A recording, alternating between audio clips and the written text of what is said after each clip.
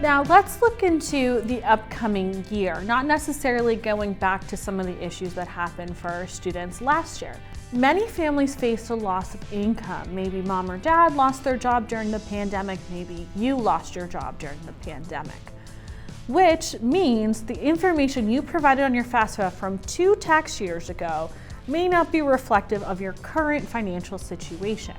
The U.S. Department of Education issued guidance to schools, letting them know that they could consider, which they've always been able to do, but especially now letting them know that they could make adjustments to the student's expected family contribution through a financial aid appeals process, looking at special circumstances.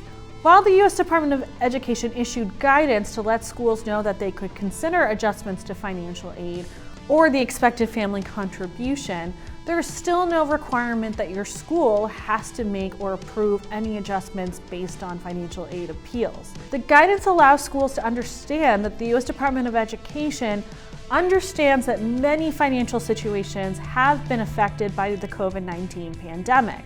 This specific guidance has made it into the media, meaning different newspapers and online sources have reported on it, meaning students like you and parents are aware of your ability to file a financial aid appeal. We'll put a link in the comments to give you some information on financial aid appeals. Like I said, financial aid appeals are not necessarily new. They've been around, and the ability to appeal has been an option for students. However, everything that's happened due to the COVID-19 pandemic has likely increased the need for students to file these types of appeals. So we'll put a link so you can click and get some more information regarding financial aid appeals. Now let's talk a little bit about the CARES Act, which was signed into law in 2020. The CARES Act offered emergency grants to schools so that they could offer them to their students in need. Each school is still required to come up or develop their own policies on how they distribute those funds. But if you are facing a situation that you could require additional assistance or help beyond what you've been able to receive through things like financial aid, you might want to just have a conversation with your school. Not only could these funds assist you if you're eligible for them based on your school's policies, but there could be additional funds that you could be eligible for that your school is offering now during this pandemic period. Now, if you're a returning student and maybe your school year last year was interrupted by the COVID-19 pandemic, it happened to a lot of students. If you had to withdraw from your program due to the COVID-19 pandemic, or maybe you were close to or hit some of your maximum direct loan eligibility, the amounts you received for the academic year where you had to withdraw due to the COVID-19 pandemic, you could potentially have the amount you received excluded from your maximum eligibilities for that Pell Grant, potentially a Teach Grant, as well as your direct loans. Check in with financial aid. One red flag you may see for your upcoming term is when you receive your financial aid letter and you think that you should be eligible for the federal Pell Grant or your direct loans. If you're not receiving any of those awards or not the full amount you thought you would be eligible for, just have a conversation with financial aid.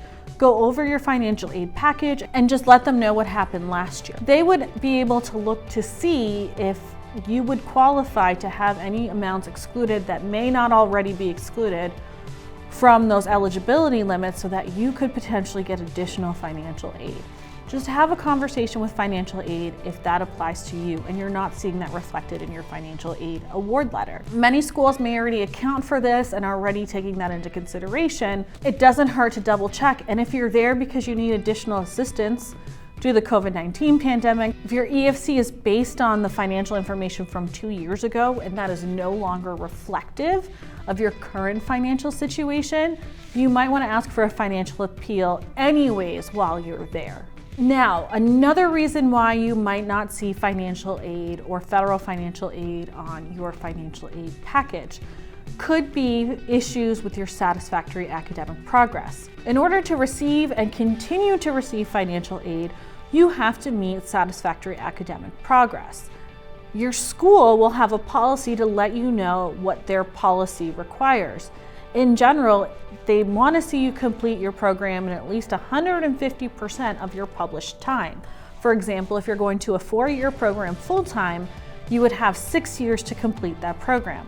Your school will also be checking to make sure that you're maintaining at least a C average. Now, those are the very minimum requirements. Your school could have requirements that are more strict than that, and that would be the requirement that you have to follow. If you fail to meet satisfactory academic progress, or you weren't able to earn a certain amount of credits to ensure you would be able to complete your program in that 150% of the published time, you may be placed in a financial aid probation period.